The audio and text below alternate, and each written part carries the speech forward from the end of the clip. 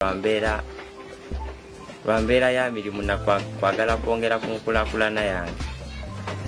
Ekyampaliriza okutandika bino, nakyalako wa mukwano gwange nendaba nga afuna ssente ez'awamu, nange nensalawo mweyungeko ntandike. Naye nga kino kinene nnyo kyonna, naye natandika na wano n'embizi emu, nentandika okwongerako,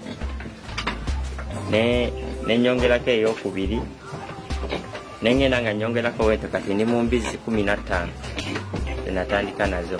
Embizi eno eyasooka najigula emitwalo 15 ng'eri myezi 2. Nentandika nayo, natandika n'embizi emu nga nkazi nga sirina nnume.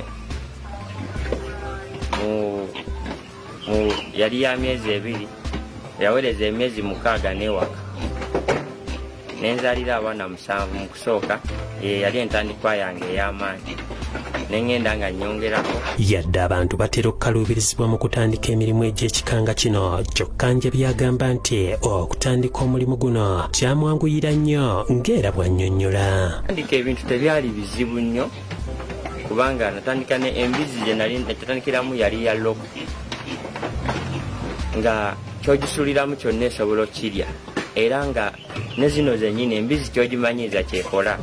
Abamu batya kweraliikirira ssente nti embizi nazirunzaaki, naye embizi newosala omuddo nga wagulayo kamezi brand oba ebimere ebya leftovers byemuliddeko ewaka eyo mu bikomera oba mu mikwano gyawo owekakasa, embizi esobola okubeerawo. Tekintwalidde ebbanga ddene okugaziwa, lwa nsonga nze embizi nazitandika 2021 kati okugaziwa wenti kintwalidde emyaka 2 gyokka okutuuka ku salino, ate nga nebyenkozeewo birabika, ebimu byenfunyemu ebirungi. Agamba nti embizi zimuyambye nnyo mu kuweerera abaana, era fiizi n'ebisale ebirala eby'oku masomero tebikyali bizibu bye.